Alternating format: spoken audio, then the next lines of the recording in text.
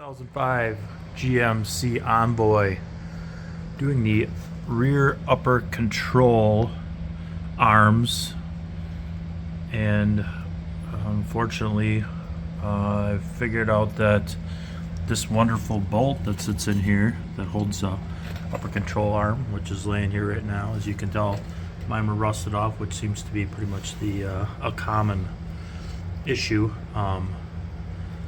The bolt itself is stuck, and it will, and there's a weld nut that's back in behind the frame. That is this little beautiful piece that they've fabbed up and put in there. That's like making it as thin as possible. From what I can tell right now, there is no nut. And then hopefully this saves someone some time. What I did is I thought I could cut that top hub off and then get some access to that piece to grab it or pinch it or pull it out of there. And as you can see, wow, there's really no way to do that as well. I went online, did some research. People are saying that you could run a box and wrench in here to get to the nut on the back. So I grabbed the box and wrench. You think you'd be able to feed it in this way? In theory, this all sounds great.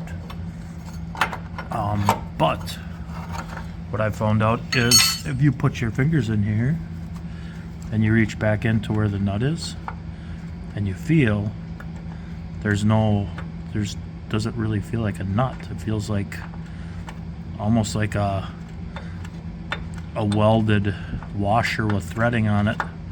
I'm assuming that's what was hooked onto that bracket that I just had before. So my next step, I guess, is going to be I'm going to have to cut this out of here somehow. Okay, so what I've decided to try out on this run is I've took a drill. Obviously, like I said before I cut that hub off, I took a drill and popped two small holes right adjacent to that main piece of steel bar that's going to be the center hub in here. It's still on here.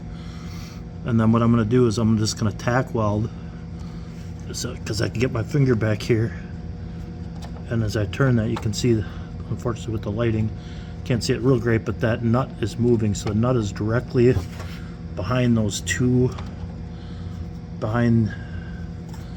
these two small holes right here, 1 and 2. I tried to get a third one to see if I can catch the edge, so I might try to just take my wire and slide in there just a little bit and see if I can't get a tack weld on that.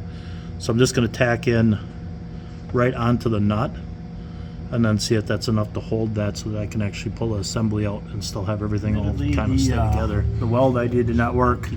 What I did wind up doing though is I took a hammer and I hammered just far enough, put a dent in that lip corner, and I could actually get my wrench in there. As you can tell, it's a 13/16.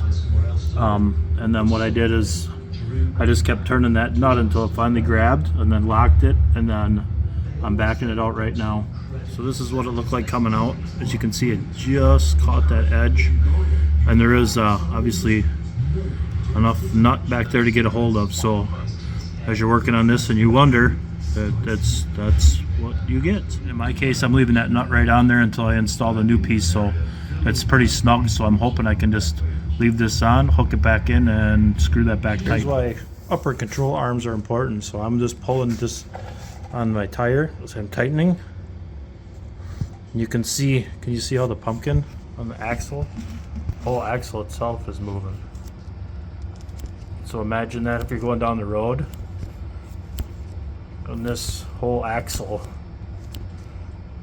is able to move around and float wherever it wants to. In my case, this is a 2005 GMC Envoy, and as I go down the road, this thing just rattles. It's actually scary to even drive it. So that's why I'm putting some new arms in.